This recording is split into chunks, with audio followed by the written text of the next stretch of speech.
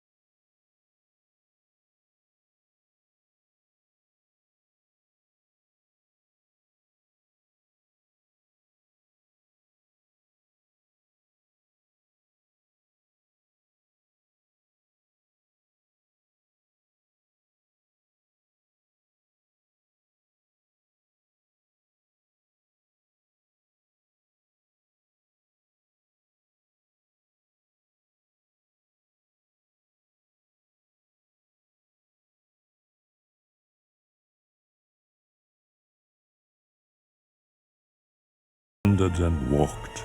He was filled with dismay. Then, deep in the forest, just before night, Jack came upon an amazing sight. Not 20 feet from the spot where he stood were 3 massive doorways carved in wood. He stood before them, completely in awe, his gaze transfixed by one special door. Entranced and excited, with a slight sense of worry, Jack opened the door to a white, windy flurry. Jack didn't know it.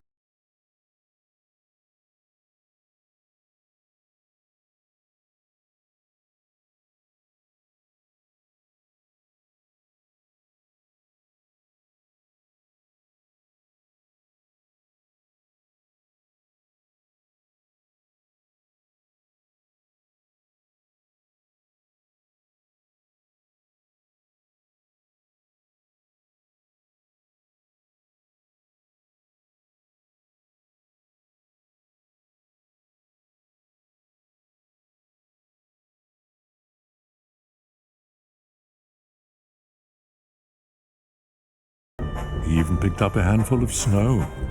He grabbed it all, and without being seen, he took it all back to Halloween. Back in Halloween, a group of Jack's peers stared in amazement at his Christmas souvenirs. For this wondrous vision, none were prepared. Most were excited, though a few were quite scared. For the next few days, while it lightened and thundered, Jack sat alone and obsessively wondered, why is it they get to spread laughter and cheer while we stalk the graveyards, spreading panic and fear? Well, I could be Santa, and I could spread cheer. Why does he get to do it year after year? Outraged by injustice, Jack thought, and he thought. Then he got an idea.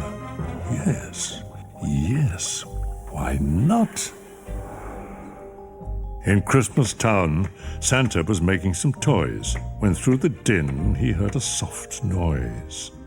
He answered the door, and to his surprise, he saw weird little creatures in strange disguise. They were altogether ugly and rather petite. As they opened their sacks, they yelled, "Trick or treat!" Then a confused Santa was shoved into a sack and taken to Halloween to see Mastermind Jack. In Halloween, everyone gathered once more, for they'd never seen a Santa before. And as they cautiously gazed at this strange old man, Jack related to Santa his masterful plan.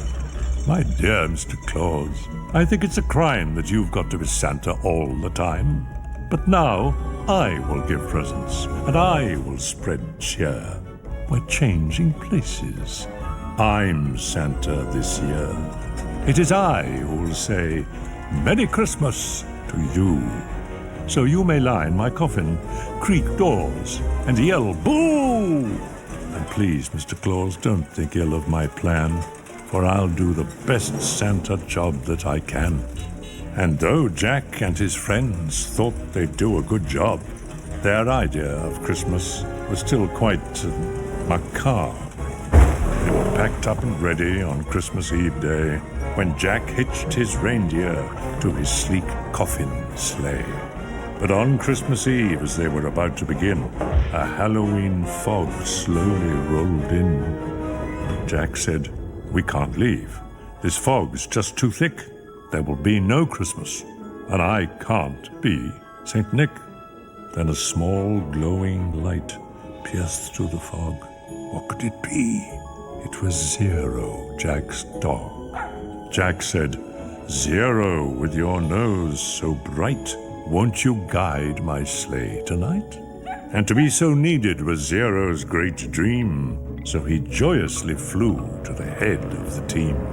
And as the skeletal sleigh started its ghostly flight, Jack cackled, "Merry Christmas to all, and to all a good night." It was the nightmare before Christmas, and all through the house, not a creature was peaceful, not even a mouse. The stockings, all hung by the chimney with care, when opened that morning would cause quite a scare. The children, all nestled so snug in their beds, would have nightmares of monsters and skeleton heads. The moon that hung over the new-fallen snow cast an eerie pall over the city below, and Santa Claus' laughter now sounded like groans, and the jingling bells like chattering bones. And what to their wondering eyes should appear but a coffin sleigh with skeleton deer, and a skeletal driver so ugly and sick they knew in a moment this can't be St. Nick. From house to house, with a true sense of joy, Jack happily issued each present and toy. From rooftop to rooftop he jumped and he skipped, leaving presents that seemed to be straight from a crypt. Unaware that the world was in panic and fear, Jack merrily spread his own brand of cheer. He visited the house of Susie and Dave. They got a Gumby and Pokey from the grave. Then onto the home of little Jane Neiman. She got a baby doll possessed by a demon. A monstrous train with tentacle tracks. A ghoulish puppet wielding an axe. A man-eating plant disguised as a wreath. And a vampire teddy bear with very sharp teeth. There were screams of terror, but Jack didn't hear it. He was much too involved with his own Christmas spirit.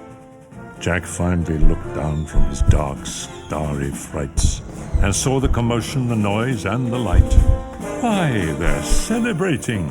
It looks like such fun. They're thanking me for the good job that I've done. But what he thought were fireworks meant as goodwill were bullets and missiles intended to kill. Then amidst the barrage of artillery fire, Jack urged Zero to go higher and higher, and away they all flew like the storm of a thistle until they were hit by a well-guided missile. And as they fell on the cemetery way out of sight, was heard, "Merry Christmas to all, and to all a good night." Jack pulled himself up on a large stone cross, and from there he reviewed his incredible loss. I thought I could be Santa. I had such belief.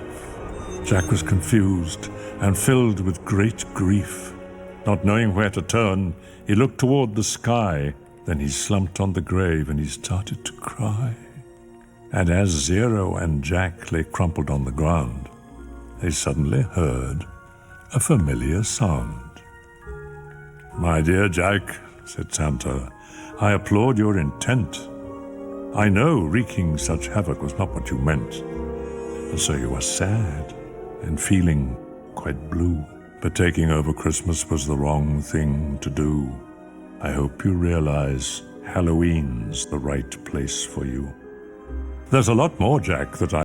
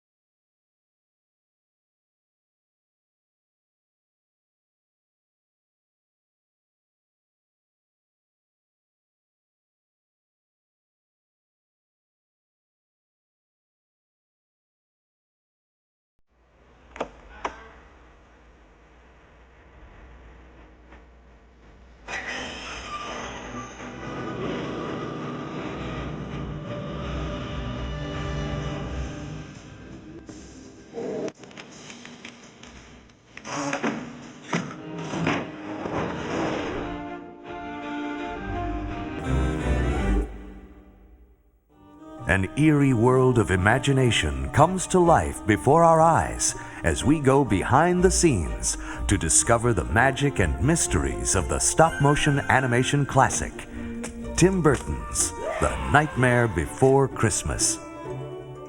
To create the film's mind-boggling imagery and outrageous characters, a team of over 100 artists and technicians spent 3 years of painstaking frame-by-frame animation as they pushed the limits of this cinematic art form. Well, I grew up liking those stories like, every Christmas you'd watch things like Rudolph the Red-Nosed Reindeer or like The Grinch That Stole Christmas. Those were my favorite like holiday specials when I was growing up.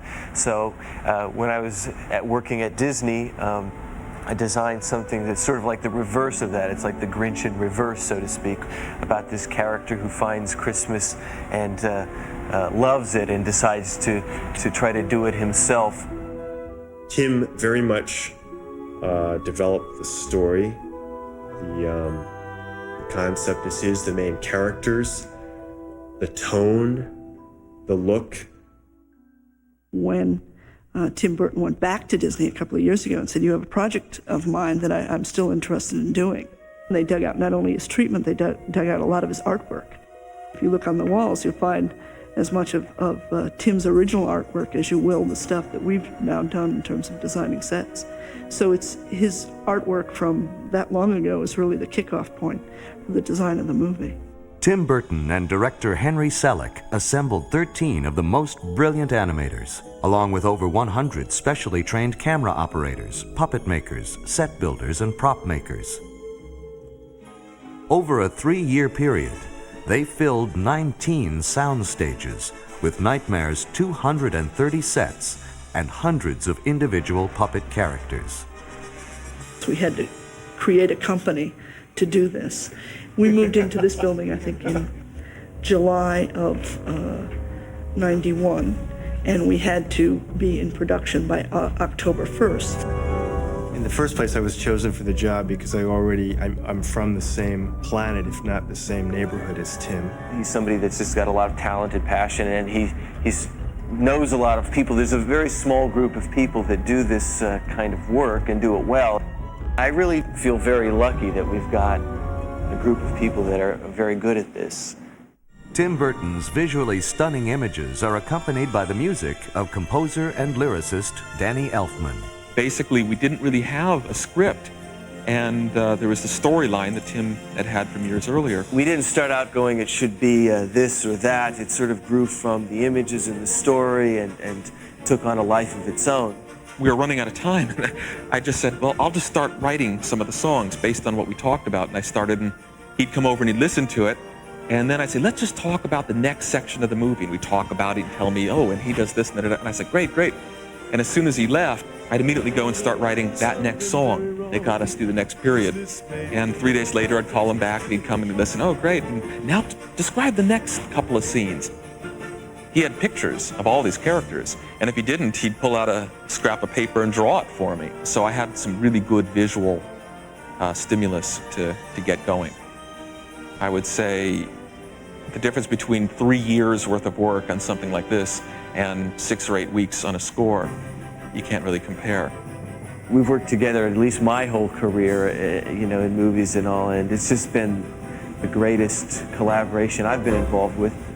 He's a great songwriter as well as a composer. So there already was Tim and Danny and songs, and because those were very much finalized at an early stage, those were the first things that we went into production on.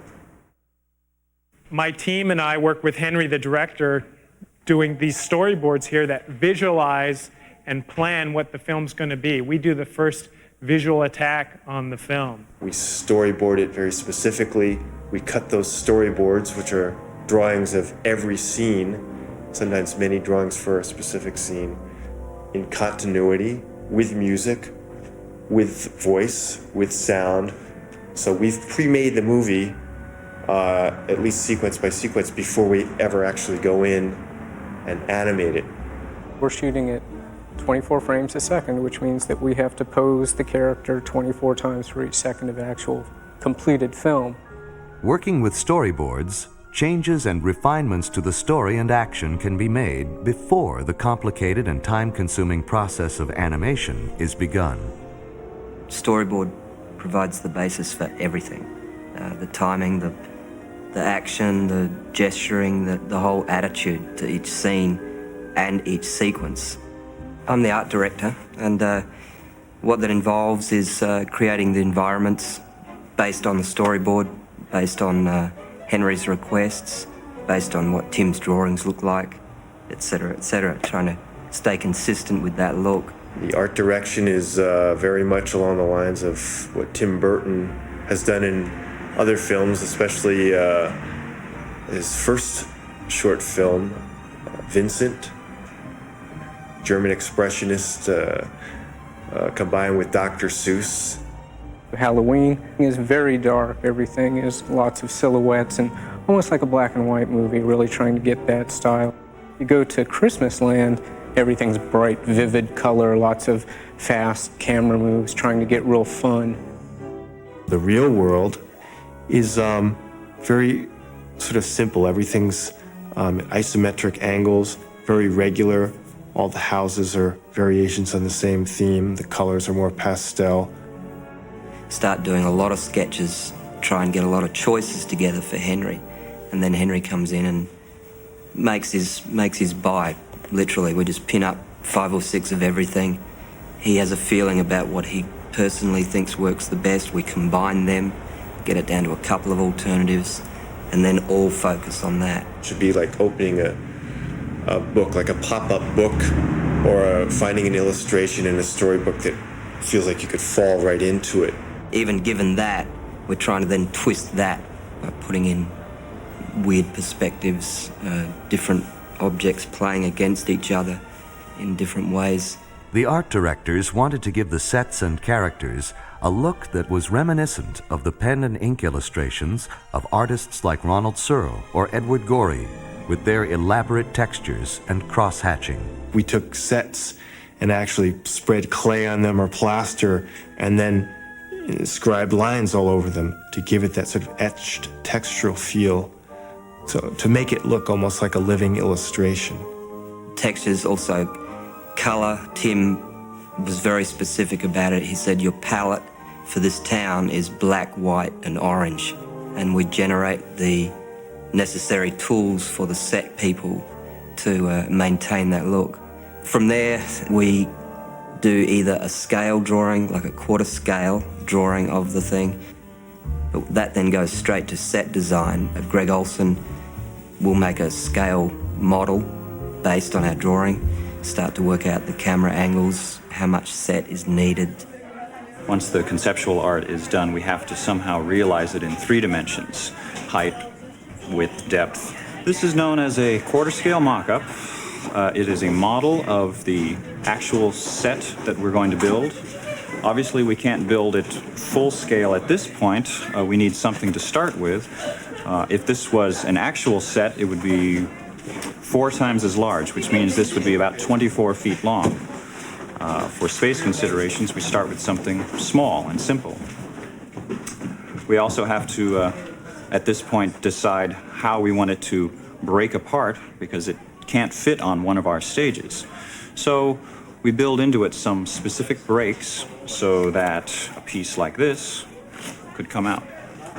We've been instructed by the animators that they would prefer not to have to reach more than 2.5 feet to get to a puppet. So a number of these pieces are under 2 feet, specifically so that an animator can reach. And where there isn't a 2-foot reach, we sometimes build in trap doors so that they can physically open up a section of the stage, come up, do the animation, close the trap door, and disappear.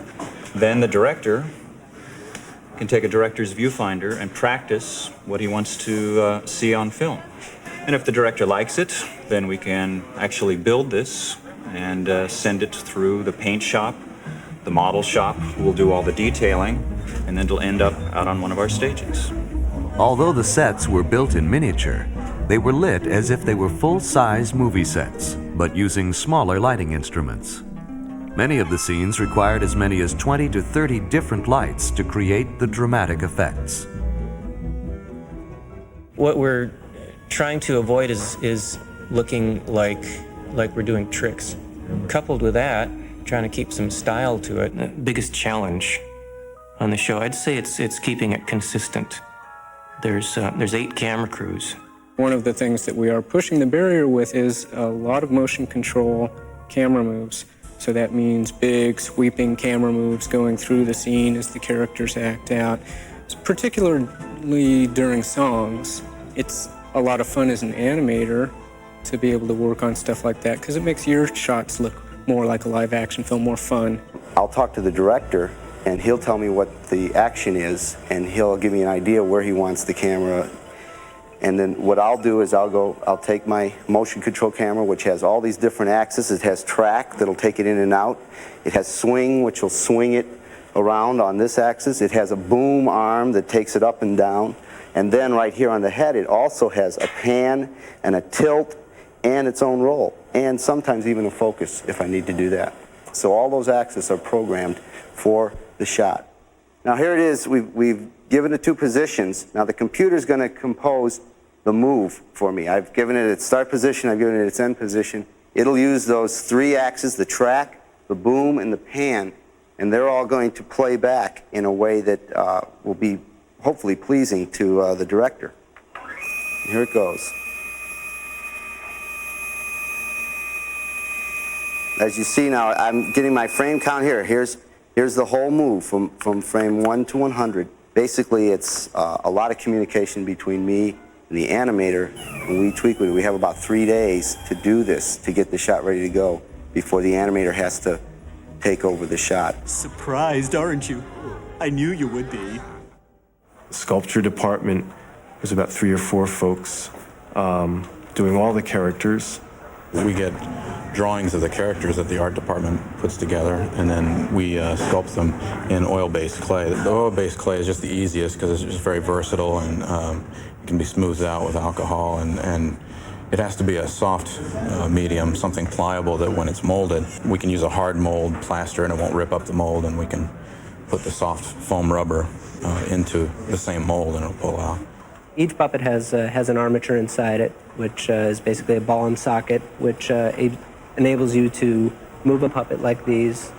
We usually get a sculpture or a drawing of front view and side view, and then we'll determine where the joints are supposed to be. Usually the joints are one of two different types. There's ball joints and then there's hinges. Ball joints are like in his neck here.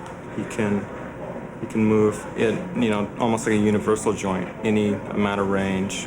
And those are good for general purpose joints. And hinges are really good for like down here in hips and in his main body because they can be tightened off really strong. All the intricate parts and pieces of the armatures were hand machined to fit perfectly for each puppet, ensuring that each tiny movement would look smooth and fluid when posed 24 different times for each second of film. After a puppet a character is sculpted, then it goes to the molding department and it goes through the entire molding process. After they make a mold, they then lay a steel armature in the mold. The mold gets injected with a foam latex material that covers the armature. It's then baked out in an oven, taken out of the mold, and brought up to fabrication. From that point on, that puppet belongs to myself and my crew, the puppet fabrication department. We put the different paint jobs or clothing, hair, fur, everything else that gives the puppet its full character, and then it goes out for animation. This movie will have approximately 60 individual characters. We will make as many as 3 to 4 duplicates of many of those characters. So the total number of puppets of this film is closer to 200. We have as many as 20 stages going at once, as many as 15 animators working at once. One animator's working with Jack climbing a tower, and another's working with Jack walking through the woods, and a third's working with Jack singing out in the streets. The Nightmare Before Christmas brings to the screen dazzling stop-motion imagery, unprecedented in its scope and technical achievement. I think just the characters and the feel and the look of them, it pretty much, I think, had to be animation. Here, let me show you. Stop motion animation is a process whereby we take a puppet like this and we move them a little bit. Take your hand away, take a picture. We move them a little bit more. Take the hand away, take a picture. We repeat that. Picture, picture. We develop the film and we play it back, and without my hand being involved at all, his arm's gonna swing around like this. It's a way to bring inanimate objects that aren't alive, to life. To complete just 1 minute of finished film takes an entire week of shooting. It requires, in my opinion, quite an artist and a technician, and that's a hard combination to find. A very important part of doing really good stop motion is the same as any other animation, and that's being able to act things out for yourself and really feel it, and then translate that into what the character does. By getting my own imagination going and seeing how it's going to play in my mind, I act it out, and I play with the puppet a little to see if my actions can be duplicated by the puppet. And if they can, then I talk to Henry, the director, and see if he likes it. They'll memorize it with their body, act it out several different ways. I'll act it out for them. We go back and forth and arrive on something. Down, takes it up, looks, there's something in there, huh? Reaches inside, gets bit, and then fixes it on, and leans in just as they finish. Christmas time. Now. I think a lot of animators, stop-motion animators and 2D animators also, are just frustrated actors and possibly shy actors like myself who, wouldn't want to get in front of the camera. And so it's kind of the nice sense to be able to let people see you, but not really see you. I get to hide behind puppets. We know the basic blocking. We know the length of the scene within a few frames. So there's a very tight, confined space the animator has to plug in. At that point, the animator becomes the character. Eureka! Jack, he's designed as a long-limbed, elegant, spider-like man, and naturally sort of wants to move that way.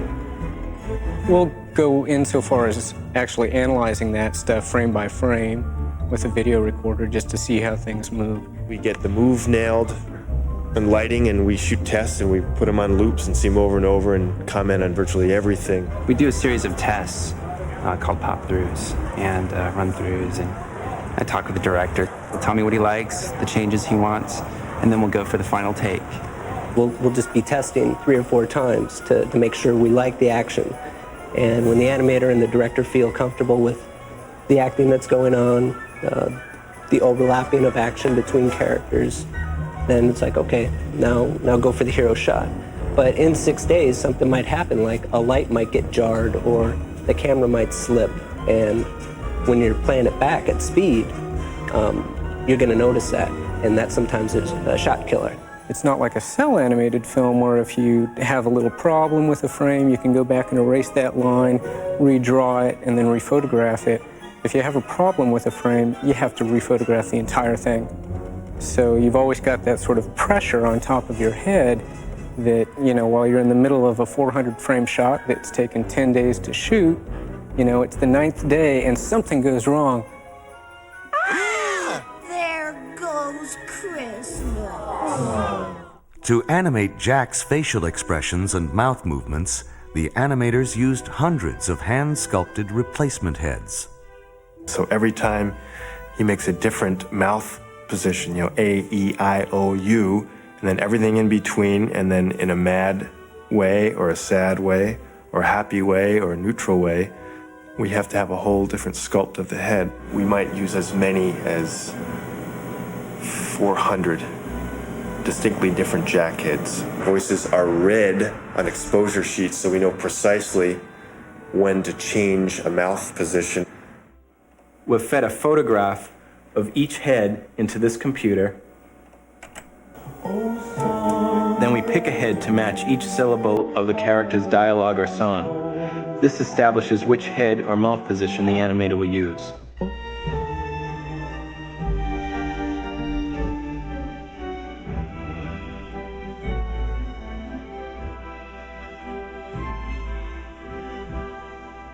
For instance, I need to use head number 43, so I'm to look here, there's 43, and that's the head that I'm using right now. I've been asked, how do you make a character blink? For Jack, we have these replacement series. So what I do is just take these, place them into Jack's eye, and so I do that for both eyes, and then after I take that frame of film, I take this out, close it a little bit more, take the frame of film, and then put the closed eye in. I might do this for 3 frames. So you're getting very quick action of just a blink, which brings the character to life even that much more. And that's just one more element of his realism. Just an extra touch. Sally, she's actually probably got the best armature for subtle acting. She is supposed to be a little off balance, out of kilter, so we push her, we actually turn the camera at times, we put her neck out of joint, try to make her feel like she's faltering at times. The puppet of Sally is able to speak and show emotions in a similar way to Jack.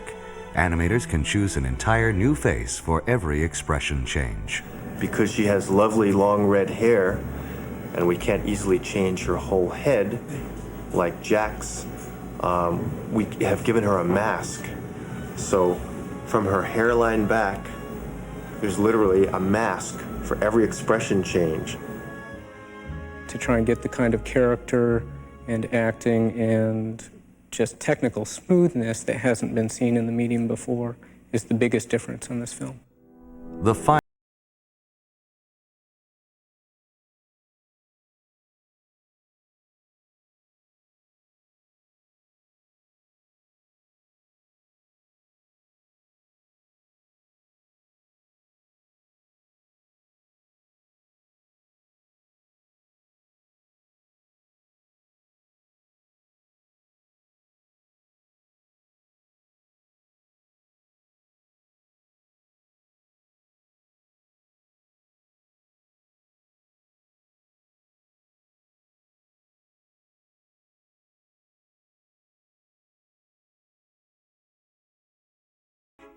Certainly no movie has been done on to this extent, to this level in stop motion animation with these kind of production values. There's not a lot of glamour and it's very hard work.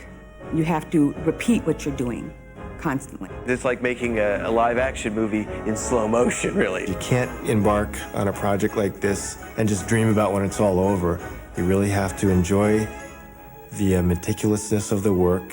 Also, on a daily basis, we always have a few completed shots, and that's what we live for, and that's why most of us got into animation, when all of our efforts come together and bring a character to life. If it all works together and runs smoothly, that's the payoff, that's the reward. I'd like to think that our efforts, using real light, real materials, real sets, and real talent will, give the audience something special, maybe a certain level of charm. That's what I get every day in screenings when we look at finished shots. And to see it sort of happening is great. I mean, it's, for me, sort of watching the shots and things unfold, after 10 years of, designing it 10 years ago, it's really like a dream and very surreal and beautiful. So it's great. I mean, I'm very happy. I believe it was our most horrible yet. Thank you, everyone.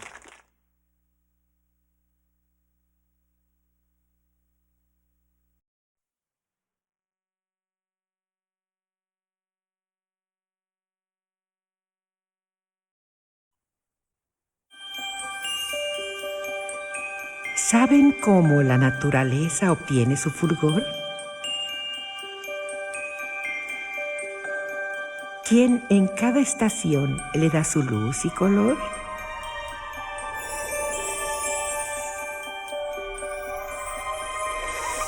El secreto es que es obra de las hadas y en un lugar muy especial llamado el refugio de las hadas. Hadas de diferentes talentos practican sus habilidades mágicas y se preparan para el cambio de las estaciones. Pero un día, una hada muy especial habría de llegar con una magia que nadie había visto jamás. Ustedes ya la conocen. Tinkerbell, Tinkerbell, Tinkerbell, Tinkerbell. Ahora conoce la historia de la hada más querida de todas. ¿Cómo llegó aquí? ¿Cómo encontró su lugar? ¿Y cómo cambió su mundo para siempre? Tinkerbell, una nueva película en Disney DVD.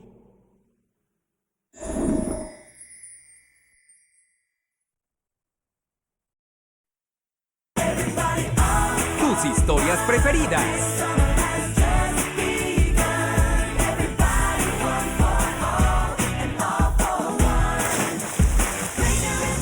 La música que más me gusta.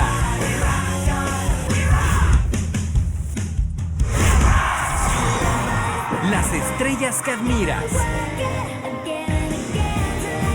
Están en un mismo lugar. Solo por Disney Channel.